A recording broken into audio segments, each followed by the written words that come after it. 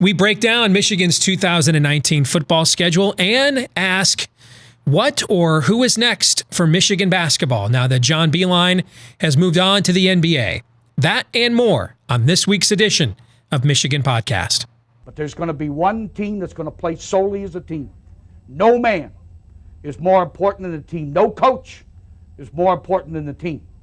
The team, the team, the team.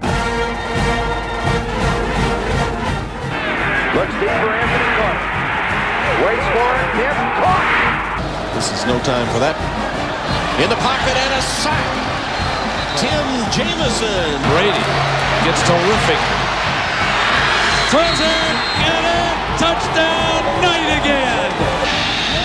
Schultz just before Brazil got him. And a leaping interception by Woodson. Harbaugh back to throw over the middle. Caught by Collier at the 5 on his feet. Touchdown, Michigan. On its way. It's good. He's 5'7", 179 pounds, a junior at Michigan. But Jamie Morris packs a wallop, and he delivers for Bo Schembechler. And here's your first play. Pressure coming. Sack. It is Glenn Steele, number 81, who fought his way through the traffic. Option. And Robinson calls his own number, and he's going to score. Oh, an easy touchdown for Robinson and Michigan.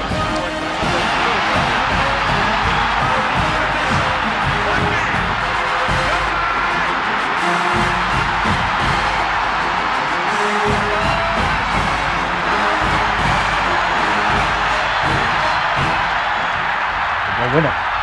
We're going to win the championship again because we're going to play as a team.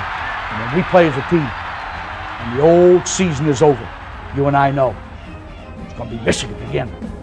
Michigan.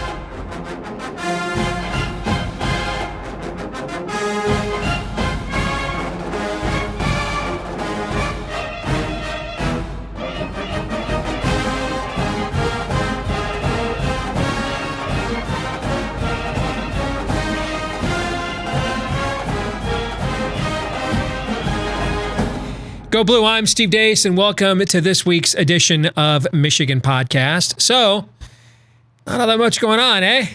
Yeah, not so much. John Beilein shocked the world by deciding to head off to the NBA. So, we'll take a look at his lasting legacy at Michigan and then ask what or who is next to run our basketball program.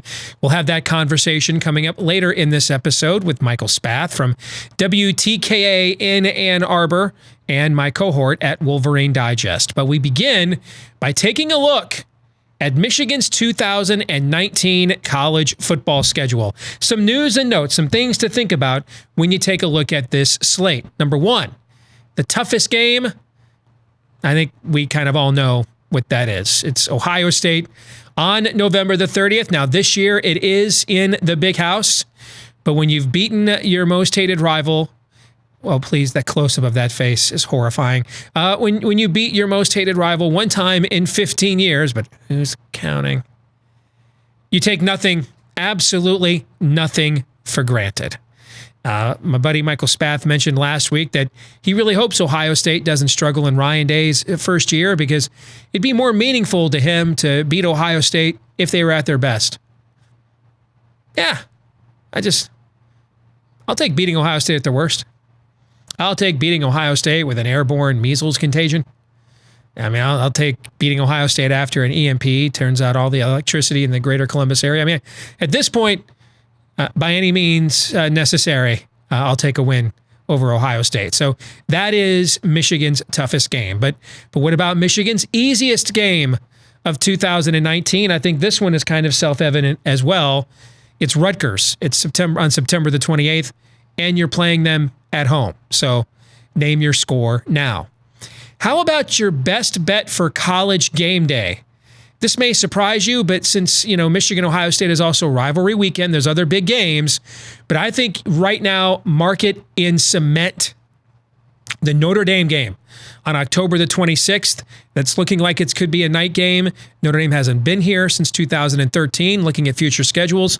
Who knows when they might return? So I think with the two winningest programs, the two biggest brands of all time in college football squaring off, one final time for the foreseeable future, College Game Day, count on it. They will be in Ann Arbor on October the 26th. What about double buys? Something to keep in mind with the earlier start this year, you have double buys. And I like when Michigan has their two. I mean, if you could have picked almost a perfect time for these two buys, Michigan got it. September the 14th, after they play Army, so you get a week to relax after you got cut blocked by their triple option all afternoon, and that's before you go to Wisconsin to play the Badgers in another game that could be a night game, and then November the 9th, after the Maryland game and before Michigan State, so you get 2 full weeks there to focus on your in-state rival. So when Michigan's double buys occur, pretty much at the perfect time in Michigan's schedule. Homecoming this year, though, will not be a cakewalk opponent. Iowa will likely be in the preseason top 25 when the season begins, and they are Michigan's homecoming opponent on October the 5th. But here's what that also means, if there's any Iowa fans watching. It also means that's going to be a day game. Michigan would not have a night game for the homecoming game. A long time no see. Michigan plays at Illinois on October 12th. I had to triple check this because it didn't seem right, but it is. That's Michigan's first trip to Champaign since Brady Hoke's first season in 2011. Yikes. Long time coming. And we'll probably be bringing the beat down for that one.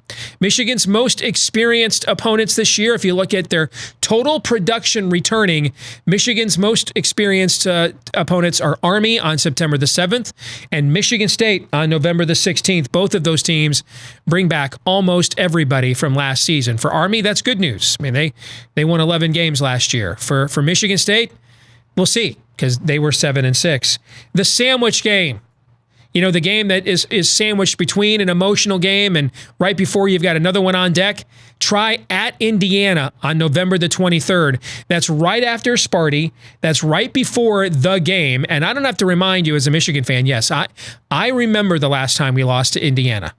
It was a non-televised game. So I had to catch the highlights on SportsCenter. It was a non-televised game in Bloomington, Indiana in 1987. That's the year that Indiana and Bill Mallory played George Perlis and Michigan State for the right to go to the Rose Bowl. That's the last time. I believe now that Navy has ended the streak of futility against Notre Dame. I believe this is now the longest streak of futility between two opponents in the FBS, Indiana and Michigan. But, you know, Indiana has played Michigan tough the last few years. Last year's game was tough. The previous 2 years went into overtime, and now Michigan is playing a classic sandwich game in Bloomington, and you just don't walk in to Bloomington, Indiana, and expect to come out with a victory. Well, actually, most of the time you do. But I'm sure they will give Michigan their best, especially given where that game is situated. If you're looking for the game, look out! How about at Maryland on November the 2nd? That's right after what we expect to be a College Game Day primetime game against Notre Dame, and then you go on the road to sleepy College Park. I know under Jim Harbaugh so far in 4 meetings, Michigan has... They violated Maryland. I mean, those aren't even losses. If you combine the score, those are violations. I mean, like, you get arrested for things like that in certain settings, except for prison. Then it's a date. But that's what Michigan's done to Maryland the last few years. But now you're playing them on the road the week after a huge rivalry game against Notre Dame in prime time with College Game Day there. That could be your lookout game. What about your whiteout game? Michigan will be the whiteout game for Penn State this year. That's coming up on October the 19th. By the way, Michigan is 2-3 so far in Happy Valley for whiteout games. And I know there's this notion that Penn State just cannot be defeated in whiteout games, but you know, all time, they're only 7-7. They're only a 500 team all time when they declare this a whiteout game. And that brings us to one last notion. The preseason win total for Michigan football is 9.5, according to the odds makers. Are you taking the over or are you taking the under?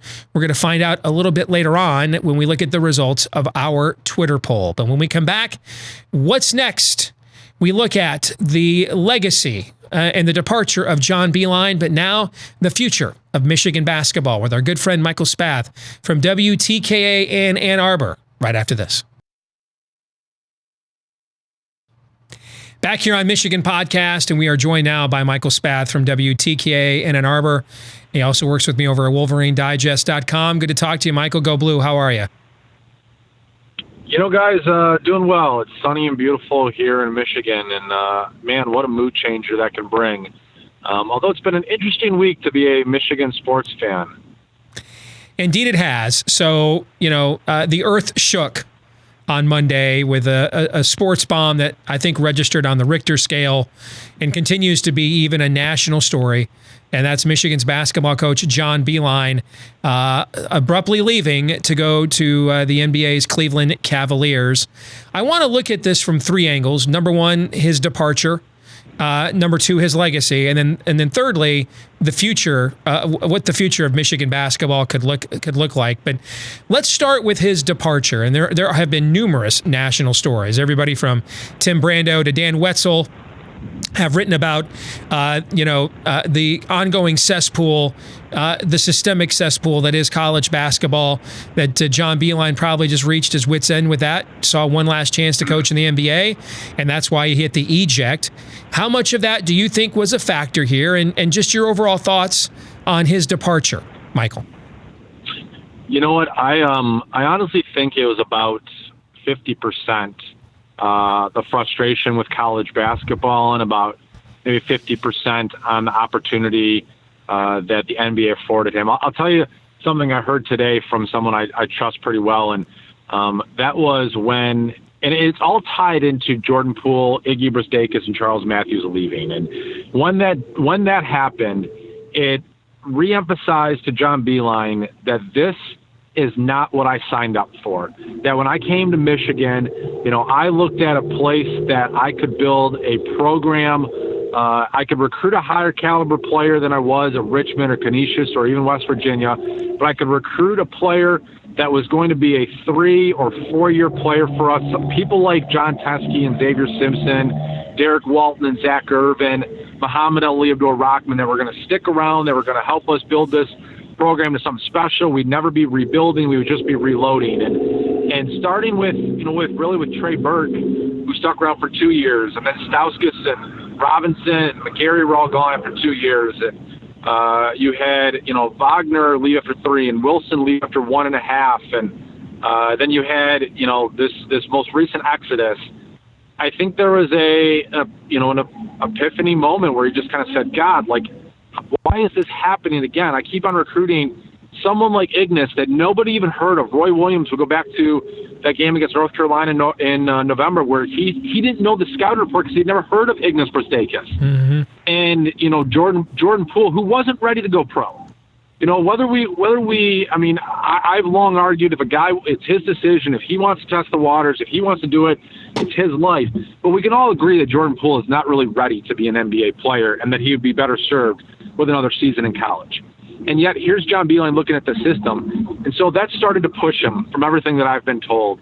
And then the byproduct is he's going out there and trying to get a grad transfer. And he's got a perfect grad transfer lined up in Justin Pierce, the young man from William and Mary. And at the last minute, North Carolina swoops in and takes him away from Michigan. Mm-hmm. And it's another example of one guy playing by one set of rules, and that being John Beilein and maybe 15 to 20 coaches out there, and the rest of the coaches playing by another set of rules. He's agonizing over this. And then something that I heard today was, he decided, I need to go get myself another player for this class. And so he flew to Germany about a week ago, maybe 2 weeks ago, to go see Franz Wagner, Moritz Wagner's younger brother. And apparently that did not sit well in the Beilein household. That John, the season comes to an end, the amount of effort and energy that he devotes to his to his team, to the program. He had the heart condition in the summer where he needed surgery and he had to miss the European trip.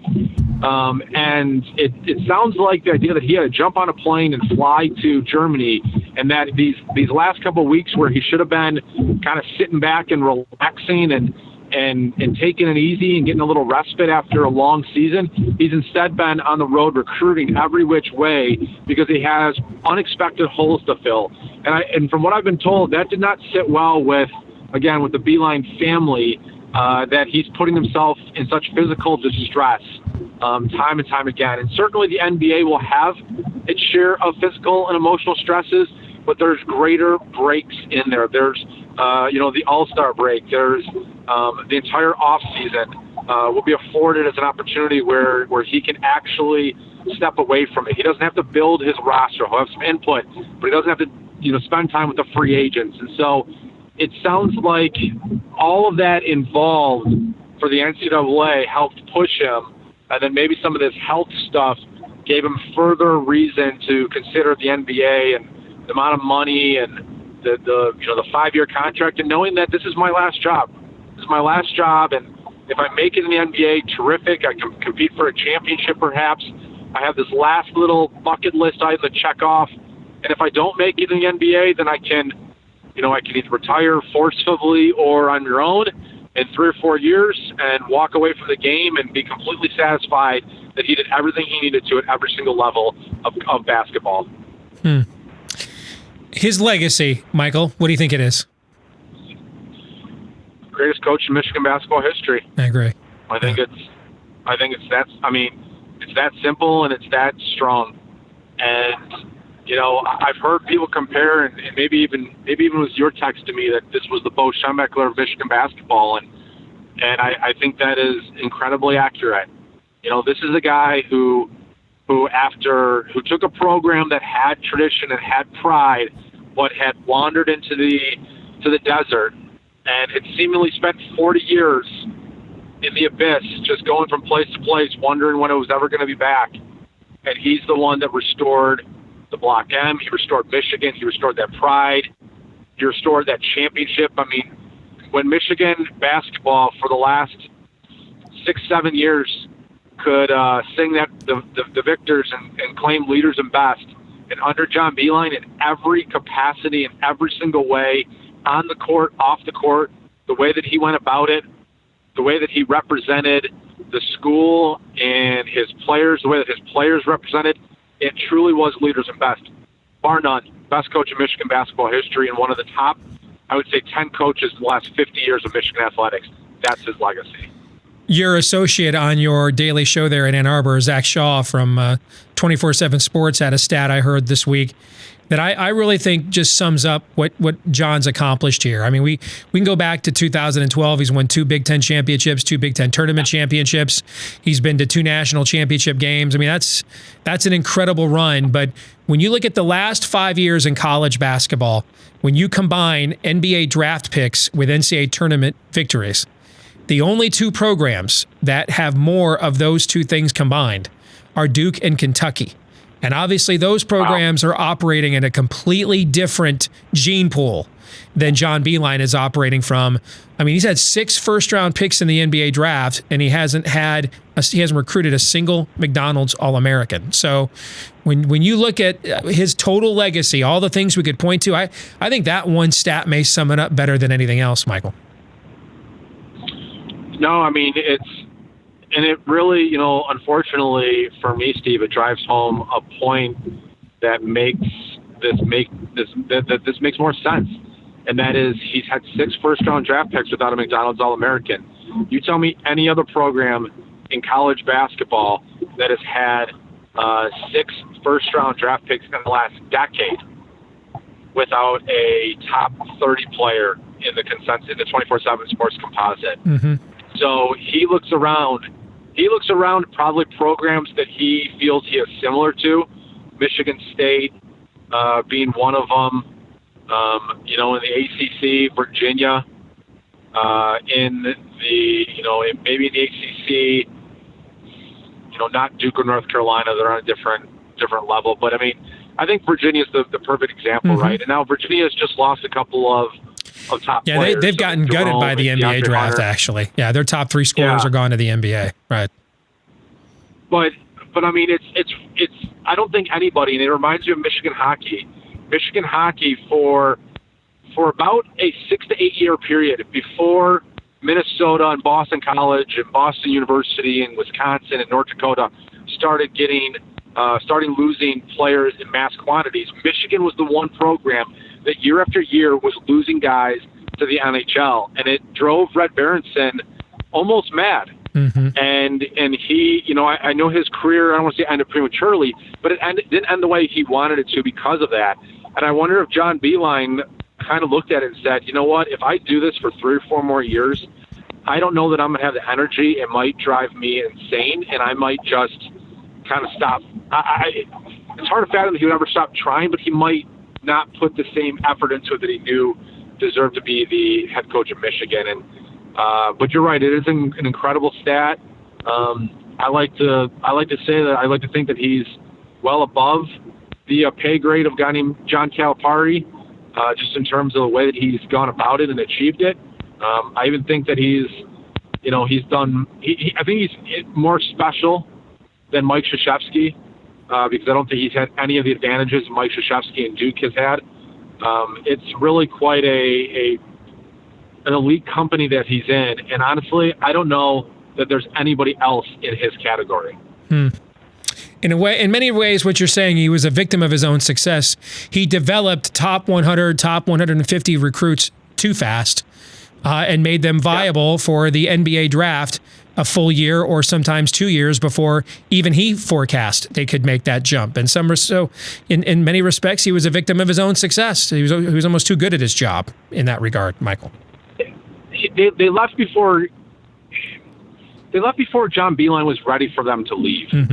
I think once he got this rolling with, you look at Post, Stauskas, and McGarry, and he recruited a little bit differently, right? He started recruiting guys that were maybe in some ways more of projects, of like the Muhammad Ali Rockmans, the Mo Wagners, DJ Wilson, Xavier Simpson. He started recruiting guys that were more projects, and yet he still got burned by those guys. Right.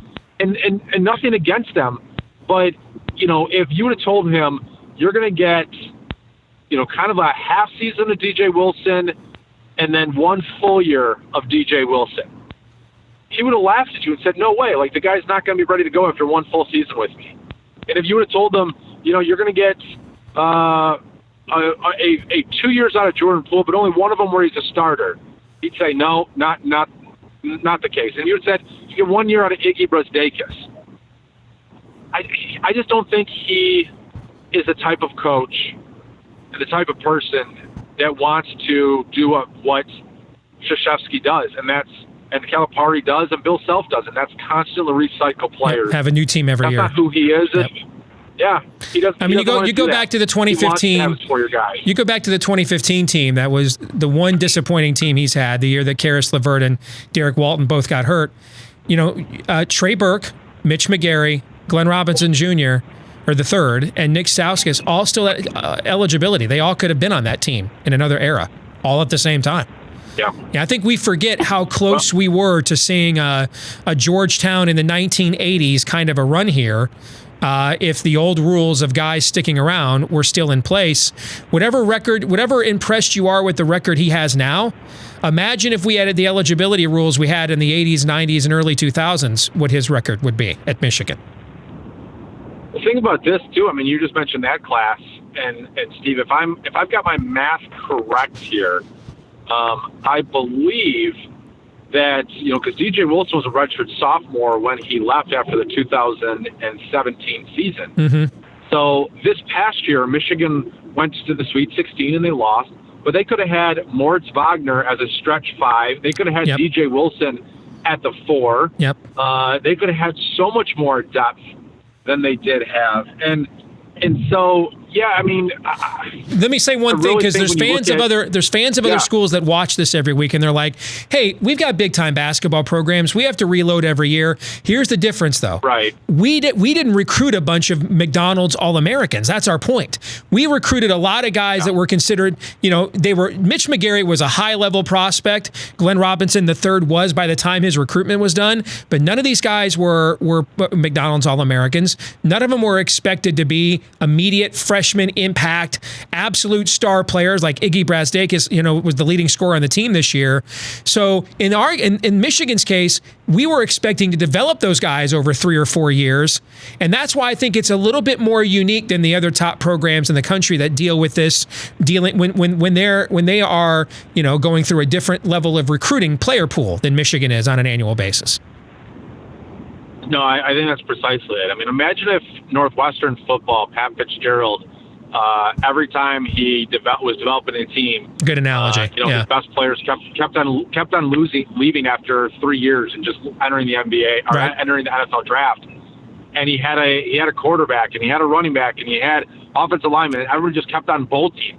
And you looked and thought, like, how is this possible? Why is Northwestern, which is not bringing in these top flight guys, constantly losing players?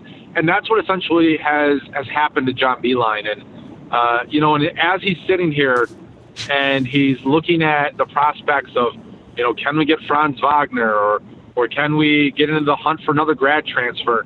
And all he has to do is look down the street and see his rival Michigan State and a guy in Tom Izzo who somehow these guys, he gets all the McDonald's All-Americans, and they just keep sticking around for an extra year, another year. Miles Bridges stays for an extra year more than ever thought. Cassius Winston stays through his senior year. Xavier Tillman is a beast in the NCAA tournament. Every guy that's a beast in the NCAA tournament seems to I'm out of here. This is my moment to shine. Right. And boom, he says, I'm coming back for a junior. He doesn't even explore the process, right? No. Yeah, I know. I hear you.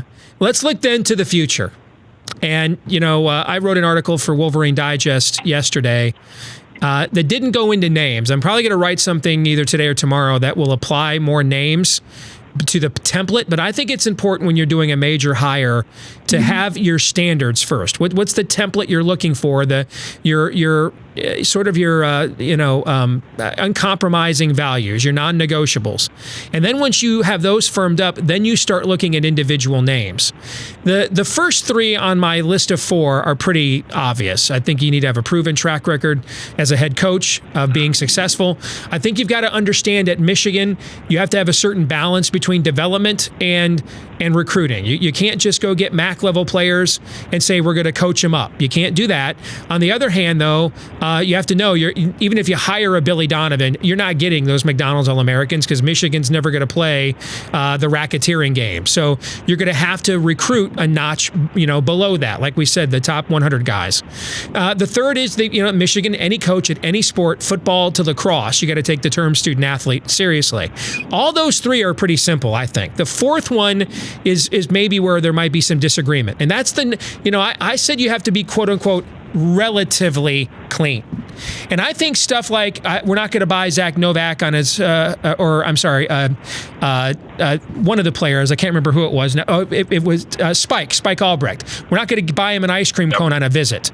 I'm going to walk into the summer camps, and when the coaches aren't sitting in the bleachers like they're supposed to, I'm going to point out that's an NCAA violation. I think, frankly, I don't care about any of the NCAA rules. I don't care about covering Laramie Tunsil's poor mother's electric bill. To me, I only care about, because the NCAA doesn't care about its rules either, so why should we? I think there's only 2 things I care about. One, you don't compromise the academic integrity of the institution. That's number 1. And number 2, you're not North Carolina. You're right. Number 2, you don't recruit people that are menaces to the safety of the campus population. That's number 2. Barring that, I really don't give. Taylor. Yes, I don't give 2 craps or a stroke how much money they got to go up to test drive a car at Ann Arbor car lot. I don't care, and neither does anybody else. So nobody. I mean, to me, I think relatively clean. Like today on the message boards, we're re-prosecuting the Al Horford recruitment to Florida. Why? Why? Why does anybody? Why? These aren't illegalities. Helping a poor person's mother pay their electric bill is not, in any other context, would not be considered an immoral, unethical act.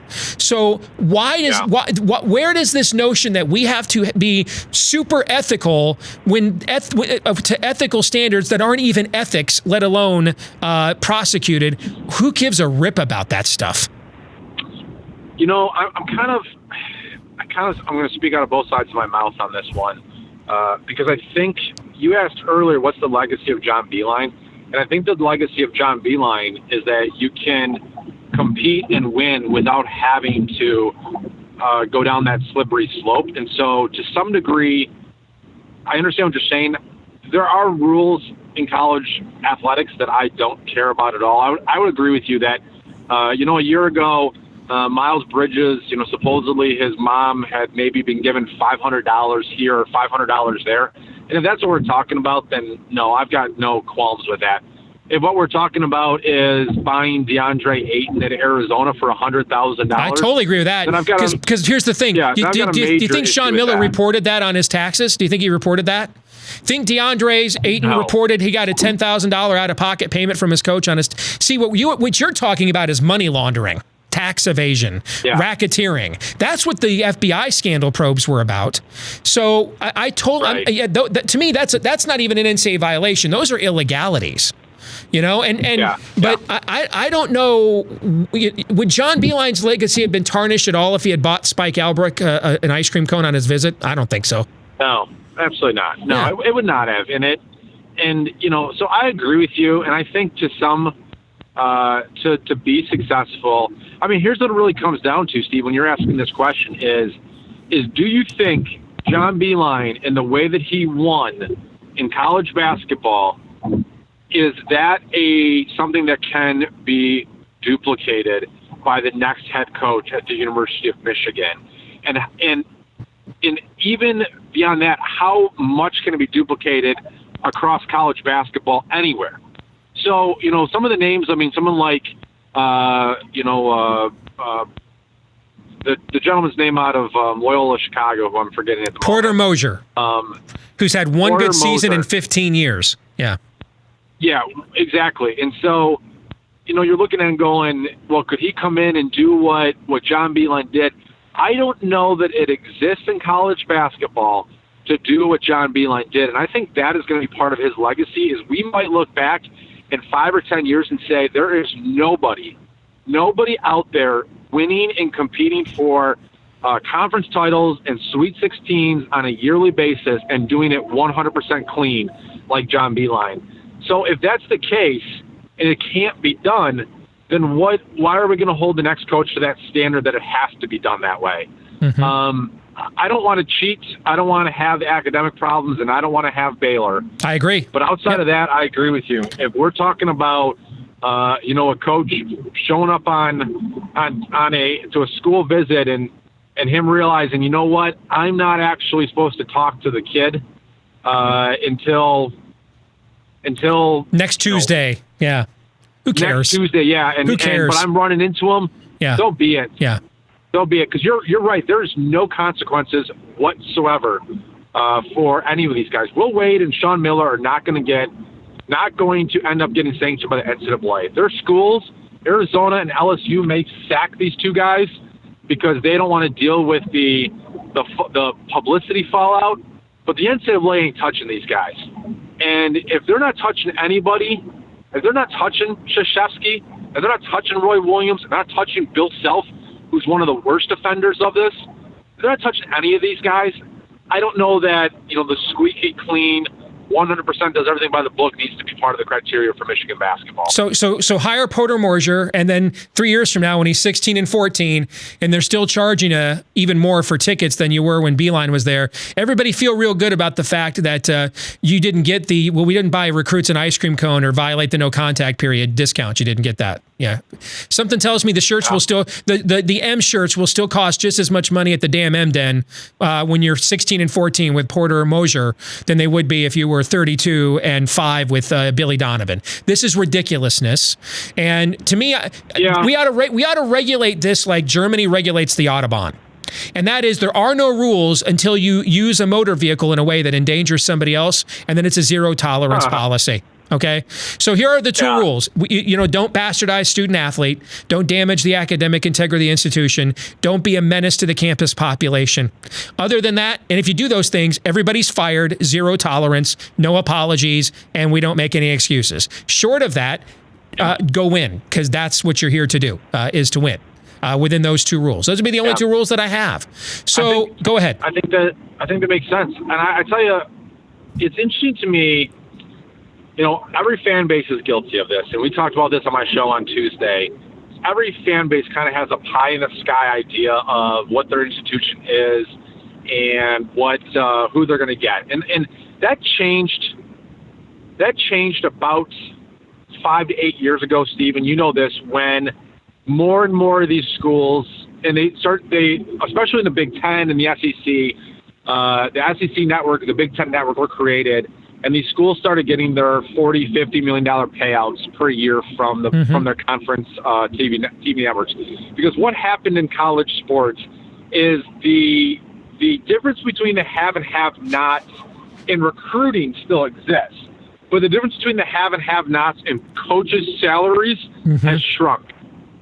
And while there are some outliers like Clemson's Dabo Swinney making $9.3 million per year, and Jim Harbaugh making north of 7 and Nick Saban making close to 10, is if you look at someone like Mark Few at Gonzaga, we had this conversation after our show ended today. Why would Mark Few at Gonzaga not entertain the idea of going to Michigan?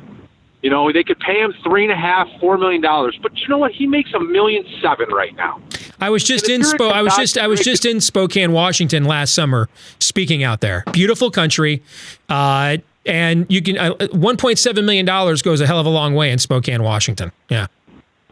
And that's the thing is none of these coaches, when you used to have a program like UCLA becomes a head coaching vacancy like they had this offseason, they took forever to fill that role with Mick Cronin from Cincinnati.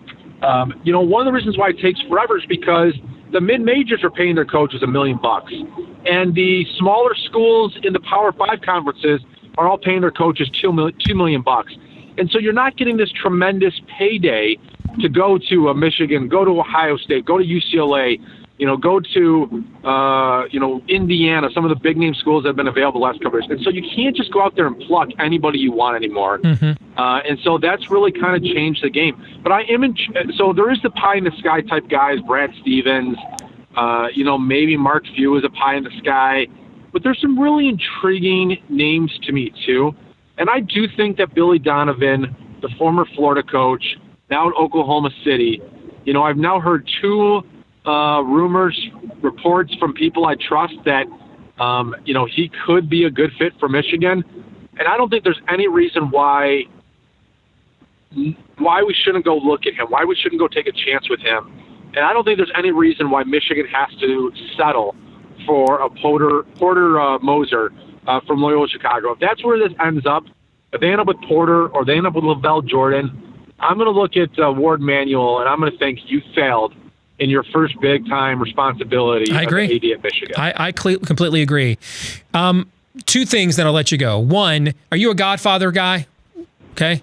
I am a Godfather guy. Then you'll get the reference I'm about to make. See, the old college basketball cheating, the violating of no contact rules, paying a recruit's mom's electric bill, dad's bail money, car payment, the stuff we used to find a job for a family member on campus, that was kind of the old Vito Corleone mob. And they provided prostitution and liquor, and if the beat cops wanted to stop there after a stressful day on the job of nearly losing their lives and let some steam off and then go home to their wives and kids, they almost considered it a public service. That's the way they kind of looked at it, and that's the way that the old college cheating coaches used to look at it, which is, hey, we're taking care of poor kids, we're not the bad guy here, right? That's how they used to look at it. And then a guy named Salazzo shows up one day and says, we're going to start selling smack in these neighborhoods because that's where the real money's at. And the old guard, Vito, and those guys said, wait a minute. hey, brothels and speakeasies are one thing, but you start dropping, narcotics, we're going to turn this is going to be generations. We're going to create zombies. We're going to ruin our communities. We're all making enough money. We don't need to do that. Plus, the cops won't go along with us like they will with women and booze. They'll turn on us. The cops will become our enemies. It's too risky. We're not going to do that. Why do I use that analogy? That's what's happened in college basketball. What Sean Miller and Will Wade and these guys are doing is getting on wiretaps and saying, quote, that's a strong ass offer. Having one of your assistant coaches saying that you're paying another player out of your own pocket 10 freaking grand a month. See, this is the kind of stuff now that a lot of other coaches that were willing to look the other way to get their jobs done because they could justify it as, hey, I'm helping a poor kid too.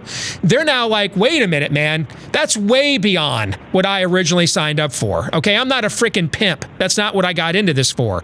And I could see there being several coaches at power schools that if Michigan in their search committee comes to them and says, we are the only top, we'll even be conservative and say, we're the only top 20 job in America that right now you can win at and not have to do anything that requires a Silkwood shower when it's over.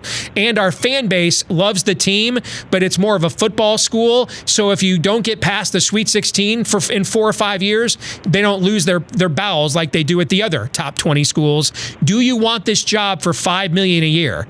I think the prospect of doing this at a national university where maybe you were comfortable with a certain amount of skullduggery, but now we're getting into flat out freaking racketeering and money laundering. I could see a lot of, like a Mike White at a Florida, a chance for him to get out of the SEC grinder and be like, I can do this at a national school and not have to, feel like I literally have to, go into a detoxification chamber after every meeting with a booster. I'm in. I think Michigan fans are underestimating that kind of being the zig when everybody else is the zag actually can be a selling point. Michael, your thoughts? No, I mean, honestly, I agree with all of that. I do think that it could be really appealing. I just wonder who that coach is that takes that, because I still don't think you're probably going to pull, a Tony Bennett away after he just won a national title, because he can kind of do that at Virginia. The Iowa State. Kenny, he's done it for a few years now. But here's the thing: Duke and North Carolina are still sitting there. We don't have any schools like that. You and I may not like some of the things we know Ohio State polls. It's nothing compared to what those schools are doing. Nothing. Yeah, no, you're right. You're absolutely right. I guess I'd be shocked by Tony Bennett. At the same time, he did just get gutted and lost his 3 top scorers, and maybe he looks at the Big Ten and says, look, I won. I can leave at Virginia on top. I won a legacy. I have a legacy here. I don't need to prove anything to these people anymore. It'll be interesting. Again, if I'm Ward Manuel, I'm stepping up into the cleanup spot, and I'm looking for fastballs, and I'm swinging for the fences. Agreed.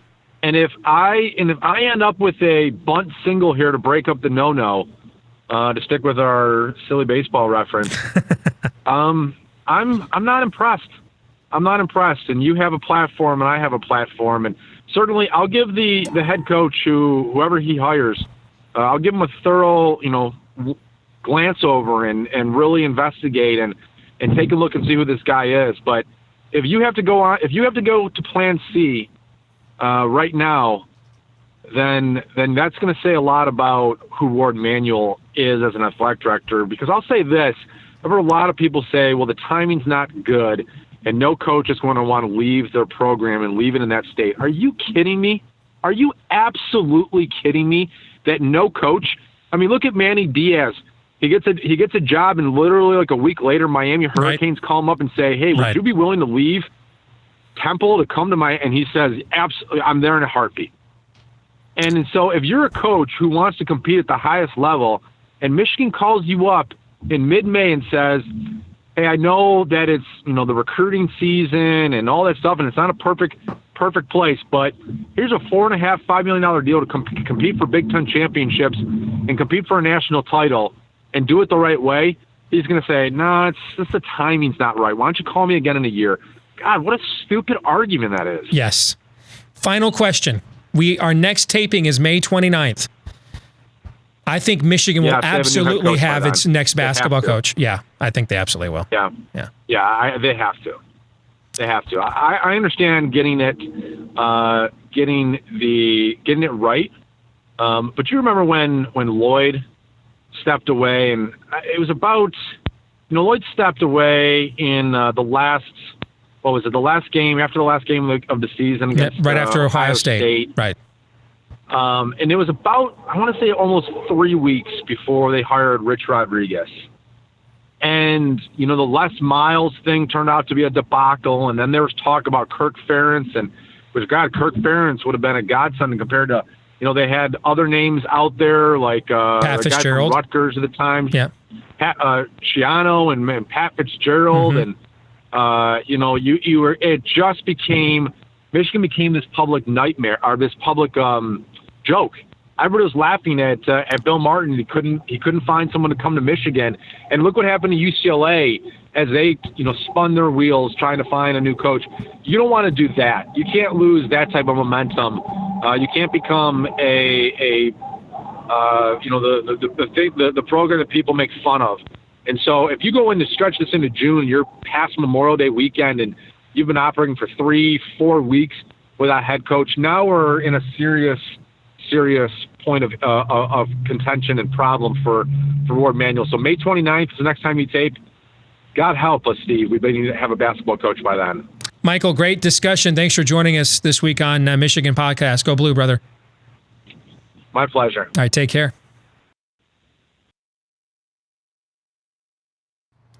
So there it is. We asked you on our Twitter poll this week, Michigan football's win total has been set for this fall at 9.5. Are you taking the over or the under? 76% of you are taking the over, 24% of you taking the under. I would be on the over. I think there's a much better chance Michigan goes 10-2 with the team it has returning than it goes 9-3 or worse. Let's take a look at this week's question of the week. It's from Shane Westwood, who says, hey, man, loving you guys' content. Just curious, which do you think is more likely for this football team? Number one, losing to MSU, or number two, beating Ohio State? In other words, which will be larger? MSU stepping forward or Ohio State stepping back?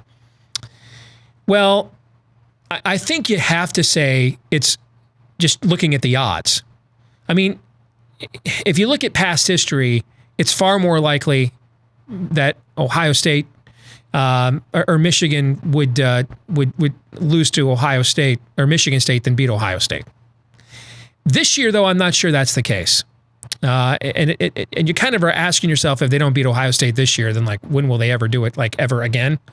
And if you look at the history of rivalries, by the way, it almost seems like when they get to that point is usually when they turn. Army-Navy in the last few years is a great example. It didn't feel like Army was ever going to beat Navy again. Now I think they've won, 2 or 3 in a row.